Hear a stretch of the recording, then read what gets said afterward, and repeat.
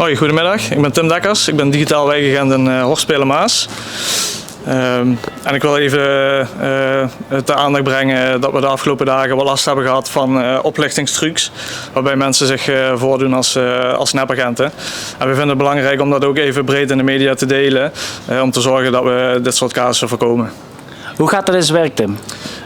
Mensen, slachtoffers worden opgebeld door iemand die zich voordoet als een politieagent. Die vraagt of er waardevolle spullen in de woning zijn, vooral sieraden.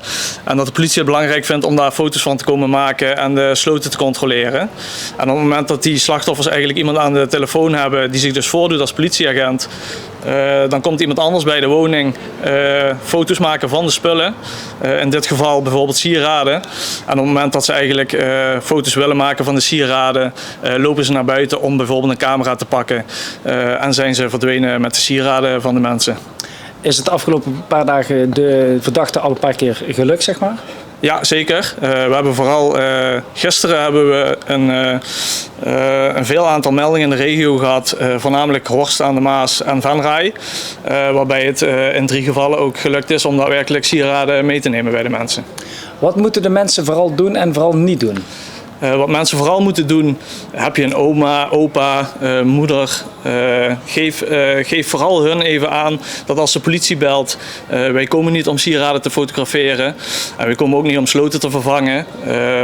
Druk ze echt op het hart dat dat geen echte politie is en dat ze gewoon gelijk ophangen en vervolgens de echte politie bellen op 0900 8844 om daar wel een melding van te maken. Want we willen wel van elk incident een melding hebben, dan kunnen we er verder ook onderzoek naar doen.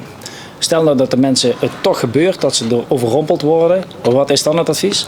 Ja, gelijk 112 bellen. 112 bellen en het verhaal doen. We zijn heel erg scherp op dit soort meldingen.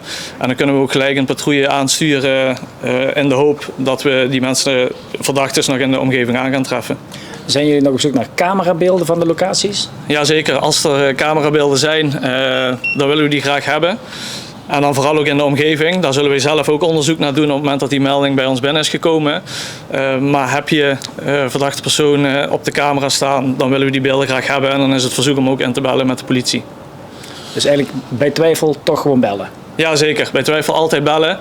Ook als het ze niet gelukt is, maar ze hebben wel contact opgenomen, gewoon even goed die melding maken.